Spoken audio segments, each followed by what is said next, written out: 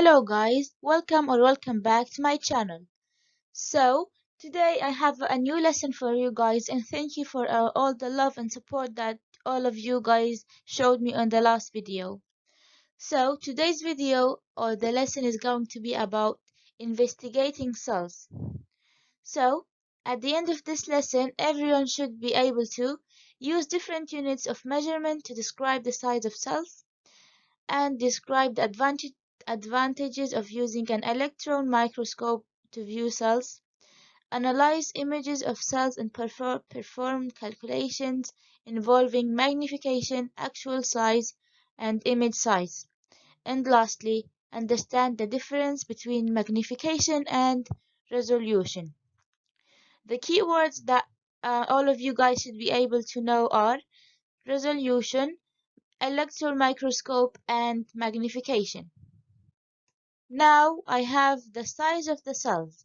Basically, a typical plant cell may be about 0.1 millimeter in diameter, and an animal cell is about 0.02 diameter, and prokaryotic cells are smaller. They're often about 0.002 millimeters long. Basically, to describe the size of cells and subcellular structures, scientists use units that have different prefixes. And here on the side, I have a table of the units and the number of units in 1 meter. Yeah, you can have a look at them. I'm not going to read everything out for you guys just to not make it very boring.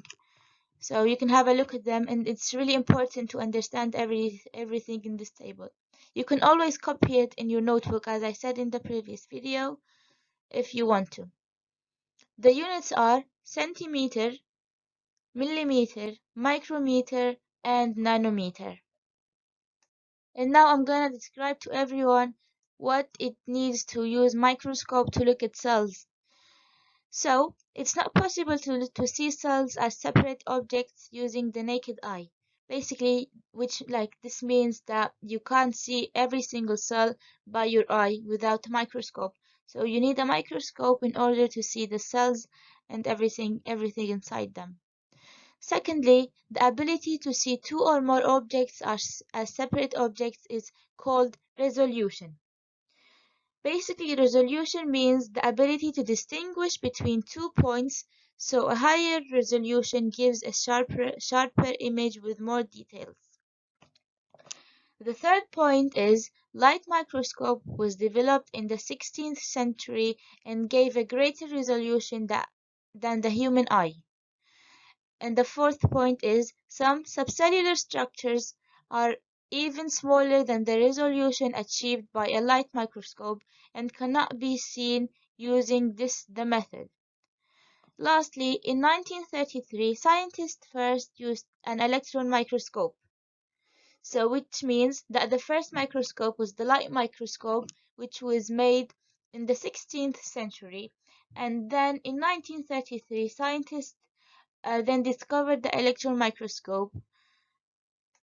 Okay guys, here on the side I have a picture of a light microscope.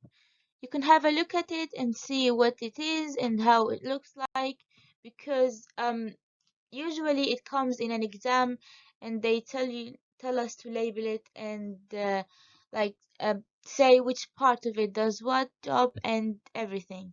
So a light microscope lets us see individual cells like bacterial, plant, and animal cells, and large subcellular structures like nuclei. You can pause it now and have a look at it and see how it looks like. And in the next slide, I'm going to show you guys the electron microscope to see the difference between them. And now here's the electron microscope. As you can see, there's like a lot of points, like they're much more than the light microscope, which means that the electron microscope is much better than the light microscope. So here on the side, I have a picture of an electron microscope. As you can see, it's so much bigger, which means it's more expensive and has better magnification and resolution than the light microscope. And this means that the electron microscope has much more features and better features than the light microscope. So, electron microscope uses electrons instead of light to form an image. Because in the light microscope, it uses the light to form an image, but the electron microscope doesn't, and it uses the electrons to form an image. As I said, the electron microscope has a higher resolution. The structures inside mitochondria and chloroplasts can be studied, and this has helped scientists to find out how they work. The fourth point is that the electron microscope has a much higher magnification than the light microscope. Also, cells can be seen in much finer details. Lastly, ribosomes can be seen and their role in making proteins can be studied. So basically, this means the electron microscope was invented and discovered to see all the things that we can't see in the light microscope. So yes. Okay guys, now that you have finished at looking at the features of a light and electron microscopes, we've now came to calculating magnification. Basically, when a microscope is used to look at cells, scientists will often take photographs or produce drawings. These images are many times larger than the real cell or structure. So of course the images need to be much larger in order to see like everything in the cell. And yeah, but if it's small we can't really like see everything, so they have to make it bigger in order to understand all the jobs in the cell. And lastly, the magnification is how many times larger the image is than the real object. And in another word, magnify means that makes it look bigger. I think you can now know the difference between magnification and resolution. I'm going to say them again to you guys. So basically, magnification means it makes it look bigger, and resolution means that the ability to distinguish between 2 points, so a higher resolution gives a sharper image with more details. I hope you've understood my um what's it called? My explanations. And yeah, and here at the bottom I have the equation for the magnification. It's pretty easy. So magnification equals size of image over size of a real object. Okay guys, we've now came to the end of the lesson, and now as usual I'm giving you guys a quick revision test. I have 3 questions. I'm gonna read them out to you, and you can answer them on your notebook or any paper. And when you finish, you can always go back and find the answers in the video. Or yeah, the first question is arrange the structures in order of size with the largest first. This question I didn't explain it in the video, but it's pretty easy. You can just use your brain and think about it, and it's pretty easy. Second question, a nucleus is measured as 0.005 in diameter. How many micrometers is this? I'm going to give you a hint that you can use the table to answer this question.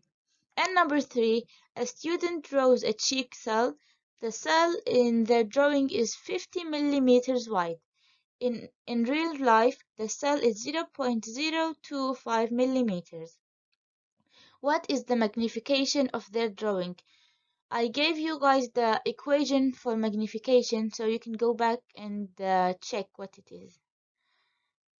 And in the first question, when you finish it, you can always check on Google the size of each one of them, and then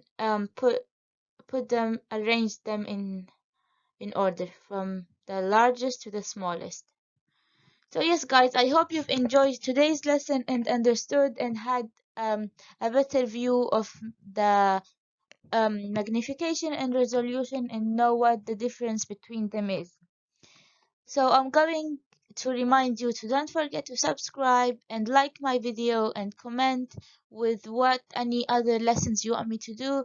And don't forget to share this video with someone that you think needs to understand the difference between magnification and resolution, and like just know what investigating cells means in general. So I hope you liked the video.